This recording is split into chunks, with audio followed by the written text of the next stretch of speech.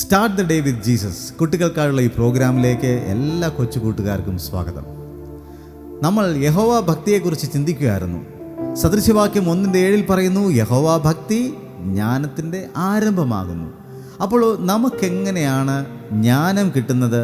അതിന് നമ്മൾ ആദ്യം ചെയ്യേണ്ട ഒരു കാര്യമാണ് യഹോവ ഭക്തി. നമുക്കറിവ് വേണോ, ജ്ഞാനം വേണോ, നമ്മൾ യഹോവ ഭക്തിയുള്ളവരായിരിക്കണം. അതിന് നമ്മൾ എന്ത് ചെയ്യണം? നമ്മൾ എല്ലാ ദിവസവും പ്രാർത്ഥിക്കുന്നവരായിരിക്കണം. രണ്ടാമതാണ് നമ്മൾ ചിന്തിച്ചു, നമ്മൾ വചനം വായിക്കുന്നവരായിരിക്കണം. ഇന്ന് ഞാൻ ആ ഒരു കാര്യമാണ് നിങ്ങളോട് പറയാൻ ഉദ്ദേശിക്കുന്നത്. ബൈബിൾ വായിക്കുക, ദൈവത്തിൻ്റെ വചനം വായിക്കുക, അത് നമുക്കൊരു ശീലമായിരിക്കണം. അങ്ങനെ ആ ഒരു ശീലം നമ്മൾ ഉണ്ടാക്കിയെടുത്താൽ ഈ വചനം, ദൈവത്തിൻ്റെ വചനം നമുക്കൊരു വഴികാട്ടിയായിട്ട് മാറും. സങ്കീർത്തനത്തിൽ ഒരു കാര്യം പറഞ്ഞിരിക്കുന്നു, കർത്താവേ, അങ്ങയുടെ വചനം എൻ്റെ കാലിന് ദീപവും എൻ്റെ പാതയ്ക്ക് പ്രകാശവുമാകുന്നു. അപ്പോൾ നമുക്ക് ഏത് കാര്യം, നമുക്ക് എന്ത് തീരുമാനമെടുക്കണം എന്നതിന് നമ്മളെ സഹായിക്കുന്നത് ദൈവത്തിൻ്റെ വചനമാണ്. ദൈവത്തിൻ്റെ വചനം നമുക്കൊരു വഴികാട്ടിയാണ്. അതായത് ഏത് വഴിയെ പോകണം, ശരി ഏത്, തെറ്റേത് എന്ന് ദൈവത്തിൻ്റെ വചനം നമുക്ക് കാണിച്ചു തരും. അതിന് നമ്മൾ എന്ത് ചെയ്യണം? ദൈവത്തിൻ്റെ വചനം നമ്മൾ അറിയാവുന്നവരായിരിക്കണം, അല്ലേ? നമ്മുടെ മനസ്സിൽ നമുക്ക് തങ്ങി നിർത്തുവാൻ പറ്റണം ദൈവത്തിൻ്റെ വചനത്തെ. അപ്പോൾ അതിന് നമ്മൾ ചെയ്യേണ്ടതൊരു കാര്യമാണ്, ഒരു കുഞ്ഞു ശീലമാണ് നമ്മൾ ഉണ്ടാക്കിയെടുക്കേണ്ടത്. എല്ലാ ദിവസവും ദൈവത്തിൻ്റെ വചനം വായിക്കുക. നമ്മൾ സ്കൂളിലേക്ക് പോകുന്നതിന് മുമ്പ് നമ്മൾ പ്രാർത്ഥിക്കാറുണ്ട്. അപ്പോൾ നമ്മൾ ദൈവത്തിൻ്റെ വചനം വായിക്കുന്നവരുമായിരിക്കുക. അപ്പോൾ വായിക്കുക എന്ന് പറഞ്ഞാൽ ഒരു വലിയൊരു ഭാഗം, 10-50 വാക്യങ്ങൾ വായിക്കണം, അല്ലെങ്കിൽ 5 അധ്യായങ്ങൾ വായിക്കണമെന്നൊന്നും ഞാൻ പറയുന്നില്ല.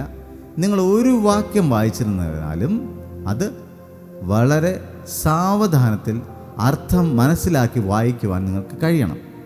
ഒരു വാക്യമായിരുന്നാലും മതി. യഹോവ എൻ്റെ ഇടയനാകുന്നു, എനിക്ക് മുട്ടുണ്ടാകുകയില്ല എന്ന് ഒറ്റ വാക്യമാണെങ്കിൽ അത് നിങ്ങൾ വായിച്ചിട്ട് 1 മിനിറ്റ് നിങ്ങളൊന്ന് കണ്ണടച്ചിട്ട്, ദൈവമേ, അങ്ങ് എൻ്റെ ഇടയനാണ്, എനിക്കൊരു കുറവും വരികയില്ല എങ്കിൽ ഇന്ന് എന്നെ അങ്ങ് നടത്തണമേ, അങ്ങ് എൻ്റെ ഇടയനായിട്ടിരിക്കണമേ, അങ്ങയുടെ കീഴിൽ ദൈവമേ അനുസരണമുള്ള ഒരു ആടായിട്ടിരിക്കുവാൻ എന്നെ സഹായിക്കണമേ. അങ്ങനെ നമുക്ക് ആ ഒരു വചനം മാത്രമായിരുന്നാലും അതിനെ ഒന്ന് ഗ്രഹിക്കാൻ, അല്ലെങ്കിൽ അതിനെ ഒന്ന് ധ്യാനിക്കുവാൻ നമുക്ക് കഴിയണം. അപ്പോൾ ദൈവത്തിൻ്റെ വചനം വായിക്കുന്നത് നമ്മുടെ ഒരു ശീലമായിരിക്കണം. എല്ലാ ദിവസവും നമ്മൾ രാവിലെ എഴുന്നേറ്റ് ബ്രഷ് ചെയ്യാറുണ്ടല്ലോ, ഇതുപോലെ ദൈവവചനം വായിക്കുന്നത് നമ്മുടെ ഒരു ശീലമാക്കി മാറ്റണം.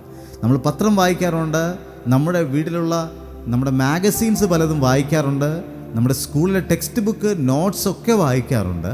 എന്നാൽ അതിലെല്ലാത്തിലും ആദ്യം നമ്മൾ ചെയ്യേണ്ടത് ദൈവത്തിൻ്റെ വചനം നമ്മൾ വായിക്കുക. അതൊരു ശീലമായിരിക്കണം. ദൈവത്തിൻ്റെ വചനം വായിക്കാത്ത ഒരു ദിവസവും നമ്മുടെ ജീവിതത്തിൽ ഉണ്ടായിരിക്കരുത്. അപ്പോൾ സ്കൂളിലേക്ക് പോകുവാൻ സമയമായി, സ്കൂൾ ബസ് വരാൻ സമയമായി, പോകേണ്ട സമയമായി, ആ സമയത്ത് വളരെ ഓടിച്ചാടി വന്ന് കുറേ ബൈബിൾ ഭാഗം എടുത്തു വെച്ച് മറിച്ചിട്ട് യഹോവയുടെ ഇടയിൽ നിന്ന് എനിക്ക് മുട്ടുണ്ടാകില്ല എന്ന് പറഞ്ഞിട്ട് ഓട്ട മത്സരത്തിൽ നമ്മൾ ഭയങ്കരമായിട്ട് ഓടാൻ വേണ്ടി നിൽക്കുന്ന പോലെ സ്പീഡിൽ വായിച്ച് തീർക്കാതെ നമ്മൾ വളരെ സാവധാനത്തിൽ വായിക്കാൻ നമുക്ക് പറ്റണം. അപ്പോൾ അതിന് നമ്മൾ എന്താ ചെയ്യേണ്ടത്? ഈ പോകേണ്ട സമയത്ത് ഓടിച്ചാടി വന്ന് പെട്ടെന്ന് പ്രാർത്ഥിക്കുക, പെട്ടെന്ന് വായിച്ചിട്ട് പോവുക എന്നുള്ളതല്ല, വളരെ സമാധാനപരമായിട്ട്. അപ്പോൾ നിങ്ങൾ ഇപ്പോൾ കുറച്ചുകൂടെയൊക്കെ നിങ്ങൾ എന്ത് ചെയ്യണം? നേരത്തെ നിങ്ങൾ റെഡിയായി തുടങ്ങണം, അല്ലേ? കുറച്ചുകൂടെ നേരത്തെ എഴുന്നേറ്റ്. അപ്പോൾ രാവിലെ നിങ്ങൾ ഉറങ്ങിക്കിടക്കുമ്പോൾ നിങ്ങളുടെ പപ്പ വന്ന് വിളിക്കും, അല്ലെങ്കിൽ അമ്മ വന്ന് വിളിക്കും, മോനെ എഴുന്നേക്ക്, ടൈമായി. അപ്പോൾ മിക്കവാറും കുഞ്ഞുങ്ങൾ പറയും 2 മിനിറ്റ് കൂടെ കിടന്നോട്ടെ, 5 മിനിറ്റ് കൂടെ കിടന്നോട്ടെ. അതിനെ നീട്ടി വയ്ക്കാറുണ്ട്, അല്ലേ? അങ്ങനെ നീട്ടി വയ്ക്കുന്നവരല്ല. യെസ്, പപ്പ വിളിച്ചു, അമ്മ വിളിച്ചു, സമയമായി, സ്കൂളിൽ പോകേണ്ട സമയമായി, യെസ്, ഗെറ്റ് റെഡി. ഉടനെ തന്നെ ചാടി എഴുന്നേൽക്കുക, ഉത്സാഹികളായിട്ട് ചാടി എഴുന്നേൽക്കുക. ആദ്യം ചെയ്യേണ്ടത് ദൈവത്തിന് നന്ദി പറയുക. എന്നിട്ട് നമ്മൾ എന്ത് ചെയ്യുക? ദൈവത്തിൻ്റെ വചനം എടുത്ത് ഒരു ഭാഗമായിരുന്നല്ലോ നമ്മളൊന്ന് വായിക്കുക. ആ വചനത്തെ നമ്മൾ മനസ്സിലൊന്ന് ധ്യാനിക്കുക. നിങ്ങൾ ബ്രഷ് ചെയ്യുമ്പോഴും ആ ഒരു കാര്യം നിങ്ങളുടെ മനസ്സിലുണ്ടായിരിക്കുക, അല്ലേ? ഈ ദൈവത്തിൻ്റെ വചനം നമ്മൾ വായിക്കുന്ന ഒരു ശീലം നമുക്കുണ്ടായിരുന്നാൽ ആ വചനം നമ്മുടെ ഹൃദയത്തിനകത്ത് പ്രവർത്തിക്കുകയും നമുക്ക് ശരിയായ വഴി കാണിച്ചു തരികയും ചെയ്യും. പ്രിയ കുഞ്ഞുങ്ങളെ, നിങ്ങൾ അങ്ങനെ ഒരു ശീലം ഉണ്ടാക്കിയെടുത്ത് നോക്കിയാട്ടെ.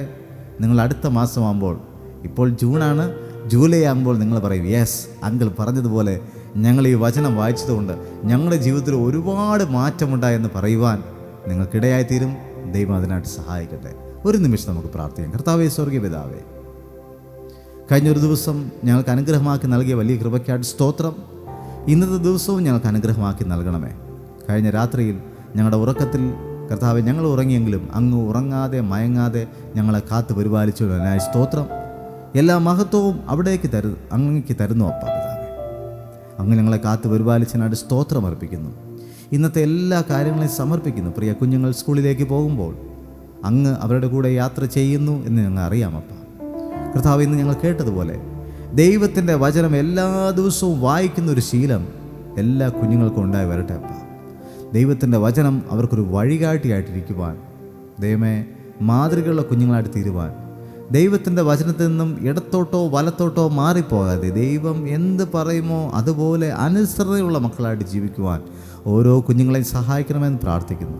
ദൈവമേ, ഈ കുഞ്ഞുങ്ങളെല്ലാവരും മറ്റുള്ളവർക്ക് മാതൃകയായിട്ട് തീരുവാൻ, മറ്റുള്ളവർക്ക് അനുഗ്രഹമായിട്ട് തീരുവാൻ, മറ്റുള്ളവരെ സഹായിക്കുന്ന കുഞ്ഞുങ്ങളായിട്ട് മാറുവാൻ, അവരെ സ്നേഹിക്കുന്ന, അവരോട് കരുണയോടുകൂടെ പെരുമാറുന്ന കുഞ്ഞുങ്ങളായിട്ട് മാറുവാൻ, മറ്റുള്ളവരുമായിട്ട് കർത്താവെ എല്ലാം പങ്കുവയ്ക്കുന്ന കുഞ്ഞുങ്ങളായിട്ട് മാറുവാൻ, അവരുടെ സമയവും ആരോഗ്യവും അവരുടെ ആഹാരം ആയിക്കോട്ടെ എന്തായിരുന്നാലും കർത്താവെ മറ്റുള്ളവർക്ക് ഇല്ലാത്തവരുമായി പങ്കുവയ്ക്കുന്നവരായിട്ട് മാറുവാൻ ഞങ്ങളുടെ കുഞ്ഞുങ്ങളെ സഹായിക്കണമെന്ന് പ്രാർത്ഥിക്കുന്നു. അവർ പോകുമ്പോഴും കർത്താവെ അങ്ങ് കൂടെ ഇരിക്കണമേ. ആപത്തുകളോ അനർത്ഥങ്ങളോ വരാതെ വണ്ണം കൺമണി പോലെ അങ്ങ് കാത്തു പരിപാലിക്കണമേ. വൈകുന്നേരം തിരികെ ഭവനങ്ങളിലേക്ക് വന്ന് അങ്ങേക്ക് നന്ദി പറഞ്ഞുകൊണ്ട് കർത്താവെ വീണ്ടും പ്രാർത്ഥിക്കുവാനും പഠിക്കുവാനും ഒക്കെ അവരെ സഹായിക്കണമേ. കർത്താവെ, എല്ലാ സ്കൂളുകളെയും ടീച്ചേഴ്സിനെയും എല്ലാം ദൈവകരങ്ങളിൽ സമർപ്പിക്കുന്നു. എല്ലാം ഞങ്ങളുടെ കുഞ്ഞുങ്ങൾക്ക് അനുഗ്രഹമാക്കി അങ്ങ് നൽകണമെന്ന് പ്രാർത്ഥിക്കുന്നു. അപ്പോൾ പിതാവെ, ഒരു രോഗങ്ങളും വരാതെ വണ്ണം കുഞ്ഞുങ്ങളെ അങ്ങ് കാത്തു പരിപാലിക്കണമേ. ഈ സമയത്ത് കർത്താവെ, രോഗികളായി ഇന്ന് സ്കൂളിൽ പോകുവാൻ കഴിയാതെ വിശ്രമിക്കുന്ന എല്ലാ കുഞ്ഞുങ്ങളെ ഓർക്കുന്നു. ദൈവമേ, അവരെ സൗഖ്യത്തോടുകൂടെ അങ്ങ് നടത്തണമേ, അനുഗ്രഹിക്കണമെന്ന് പ്രാർത്ഥിക്കുന്നു. എല്ലാ മഹത്വത്തോടത്തേക്ക് സമർപ്പിക്കുന്നു. യേശു ക്രിസ്തു മുഖാന്തരം ഞങ്ങളുടെ പ്രാർത്ഥന കേൾക്കണം സ്വർഗ്ഗീയ പിതാവേ, ആമേൻ. അപ്പോൾ ഇന്ന് നമ്മൾ കേട്ടതുപോലെ എല്ലാ ദിവസവും ദൈവത്തിൻ്റെ വചനം വായിക്കുന്നൊരു ശീലം നമുക്കുണ്ടാക്കിയെടുക്കാം. അപ്പോൾ ദൈവത്തിൻ്റെ വചനം നമ്മുടെ ജീവിതത്തിൽ വഴി കാണിച്ചു തരുന്ന ഒന്നായിട്ട് മാറും. ദൈവം എല്ലാവരും അനുഗ്രഹിക്കട്ടെ. ഇന്ന് നമുക്ക് അനുഗ്രഹിക്കപ്പെട്ടൊരു ജീവിതം, ഒരു ദിവസം ദൈവം തരട്ടെ. God bless you.